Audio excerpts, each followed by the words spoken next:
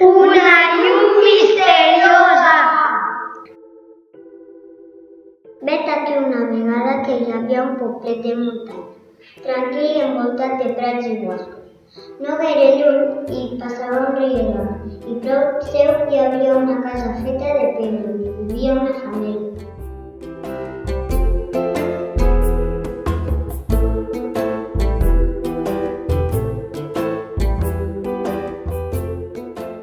El pare, que era el fort, es deia Tommy.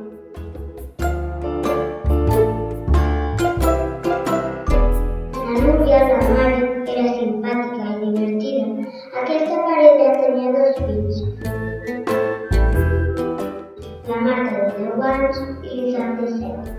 La família tenia un gos que es deia Puces.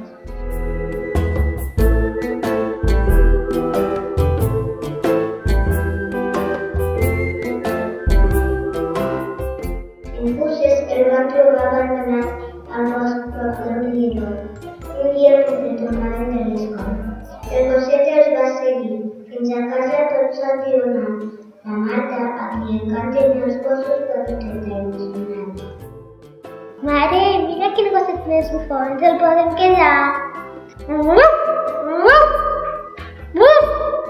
La mare va dir: I ara? Però si està ple de puces! L'Isaac, tot decidit, va dir: El podem portar al veterinari, ell ens hi traurà. La mare va dubtar un moment, però els va veure tan emocionats i en Puces era tan bufó que no s'hi va poder negar. Com que tenia tantes puces i no parava de gratar-se, se li va quedar el nom de Puces. Arribat l'estiu, temps de vacances i de gaudir de la família, tots fent activitats conjuntes, cada nit sortien a passejar.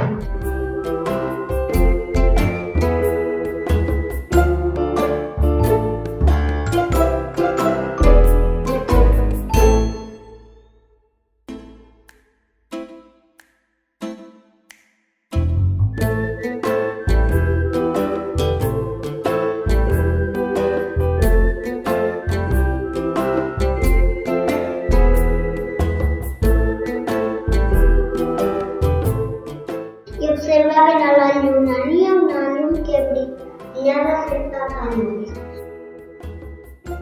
Un dia, mentre caminaven, l'Isaac es va adonar que aquella llum no es veia i va preguntar: Pare, com és que la llum ha desaparegut? Avui no brilla, ni fan pampallugues. Ell va respondre: Oh, no me n'havia adonat. Tens raó, Isaac. Com pot ser això? I amb el dubte van seguir passejant. L'endemà, encuriosits, van iniciar el seu passeig diari i en arribar en aquell mateix indret van observar que tampoc pampalluguejava. L'Isaac va dir a la família: Per què no anem a aquell indret i descobrim què passa? Els pares es miren amb complicitat i diuen amb l'hora: Bona idea, Jack! Així podrem conèixer altres indrets. Sí, fantàstic! Faran de detectius! Va dir la Marta tota entusiasmada. Ves a saber què hi podem trobar. Pot ser perillós. Hem de vigilar. Va respondre el pare. De sobte, veuen que el Puces ensumant el terra surt del camí i s'endins al bosc.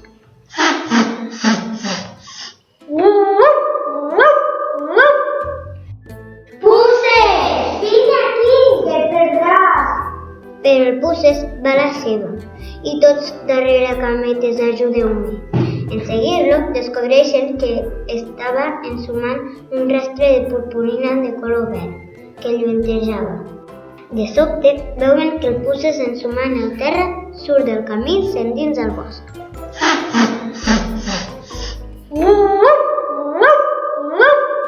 Sorpresos, descobreixen que a les branques hi ha unes casetes. De les finestres en sortia un porcín verdós brillant. De sobte senten una veueta que els diu: Heu vist la meva coqueta de llum? Els diu una petita fada. Qui ets tu? I quina coqueta de llum? Diu en Toni tot sorprès. La família es queda tota parada i sense saber què diu davant d'aquella aparició sorprenent. Llavors la fada els explica: Les meves companyes fades i jo som éssers diminuts que tenim com a missió vetllar el benestar del bosc, diu la fada Fulla. però estem amoïnades perquè les cuquetes de llum han desaparegut i la fada natura les ha trobat. Ens ha dit que s'han quedat enganxades a la resina d'un arbre i no poden sortir. Ens podeu ajudar, sisplau? Diu la fada amb veu suplicant. I tant, on estan? Diu l'Isaac tot decidit. Som bosc endins. Seguiu-me, us faig de guia. Va respondre la fada natura. Un moment, espereu-vos. Vaig a casa que mentre si no res sóc aquí. Diu el pare. Mentrestant, ells segueixen parlant amb la petita fada. I sí, és cert. Al cap de poc, el pare ja torna esbufegant amb un pot a la mà. I, dit i fet, la segueixen amb la il·lusió de poder-les alliberar. Van endinsant-se cada cop, el bosc es fa més i més espès i fosc. Caminen i caminen fins que la fada natura s'atura davant d'un gran arbre.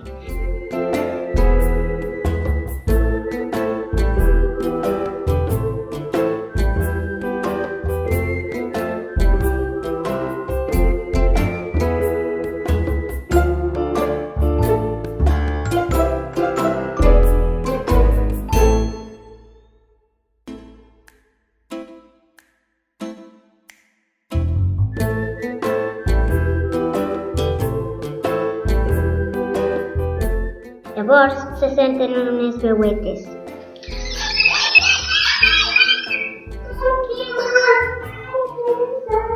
Vigila, vigila!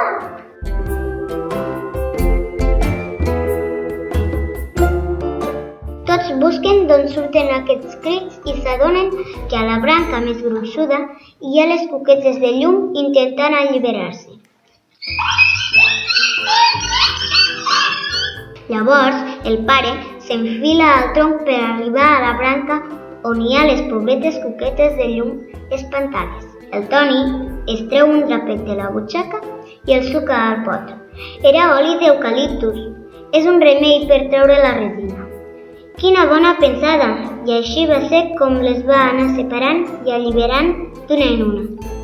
I la fada natura l'ajuda a baixar-les de l'arbre d'una en una. Al mateix temps, la mare i els nens preparen un petit llitet de fulles on puguin reposar les llumenetes després d'aquell mal moment passat. Alliberades totes i ben recuperades, tornen tots plegats cap al poble dels éssers diminuts.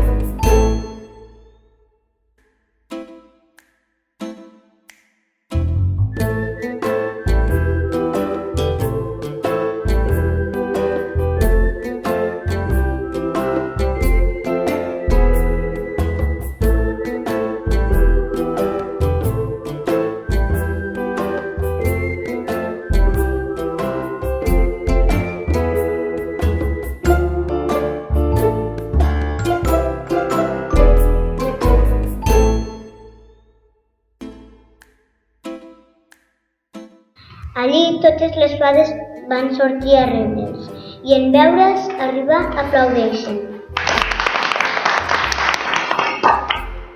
I voleiaven nervioses d'alegria, d'una banda a l'altra. Des de llavors torna a brillar i pampalluguejar la llum i cada nit quan surten a passejar tot mirant la llum diuen: Mira, les nostres amigues, les cuquetes de llum, quina resplendor que fan!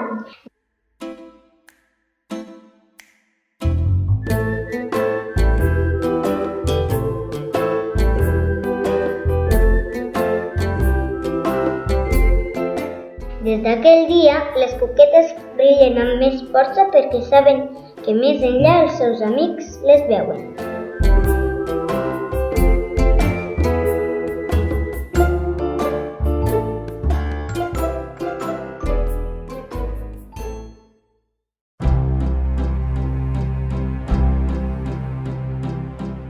Never close your eyes, never stop and listen, never feel alive, and you're nothing missing.